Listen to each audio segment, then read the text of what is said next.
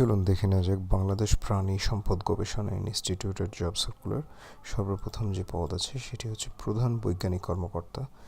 4 নম্বর গ্রেডের বেতন, বয়স অনূর্ধ্ব 40 বছর এবং যোগ্যতা এখানে দেওয়া আছে, বেশ ভালো রকম যোগ্যতা লাগবে। স্বীকৃত জার্নালে 8টি গবেষণামূলক প্রকাশনা এবং পশুপালন বিষয়ে পিএইচডি ডিগ্রি সহ পশু প্রজনন, পশু পুষ্টি সংক্রান্ত অভিজ্ঞতা 7 বছরের অভিজ্ঞতা থাকতে হবে। এরপর হচ্ছে প্রধান বৈজ্ঞানিক কর্মকর্তা, এখানেও একটি পদ আছে, যোগ্যতা প্রায় সেম। এরপর হচ্ছে ঊর্ধ্বতন বৈজ্ঞানিক কর্মকর্তা, dairy technology and dairy quality control, 6 নম্বর গ্রেডের পদ, বয়স অনূর্ধ্ব 35 বছর। এখানেও পিএইচডি ডিগ্রি থাকা বাধ্যতামূলক এবং 5টি গবেষণামূলক প্রকাশনা থাকতে হবে।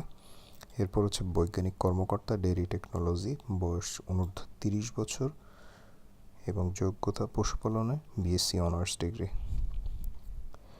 এরপর হচ্ছে ট্রেনিং অফিসার, 9 নম্বর গ্রেডের পদ, পশুপালন বিষয়ে বিএসসি অনার্স, কৃষি অর্থনীতিতে ডিগ্রি, তবে স্নাতকোত্তর ডিগ্রিধারীদের অগ্রাধিকার দেওয়া হবে। এরপর আছে হিসাব রক্ষক, 14 নম্বর গ্রেডের পদ, পদের সংখ্যা আছে 1টি এবং বিকম বা সমমানের পরীক্ষায় 2য় বিভাগ বা শ্রেণীতে উত্তীর্ণ হতে হবে। এবারে আবেদনের নিয়মাবলী বলে দিচ্ছি। এখানে একটি ঠিকানা দেওয়া আছে, প্রাণী সম্পদ গবেষণা ইনস্টিটিউট, সাভার, ঢাকা। প্রকল্প পরিচালক, ডেইরি উন্নয়ন গবেষণা প্রকল্প। এই বরাবরে আগামী 26/5/2019 তারিখের মধ্যে আবেদনপত্র পৌঁছাতে হবে এবং আবেদনপত্র প্রাণী সম্পদ গবেষণা ইনস্টিটিউটের ওয়েবসাইট blri.gov.bd এই ওয়েবসাইট থেকে পাওয়া যাবে। আবেদনের সময়সীমা 26/5/2019 এবং যে বয়স উল্লেখ করা আছে সেই বয়স গণনা করা হবে 26/5/2019 তারিখে।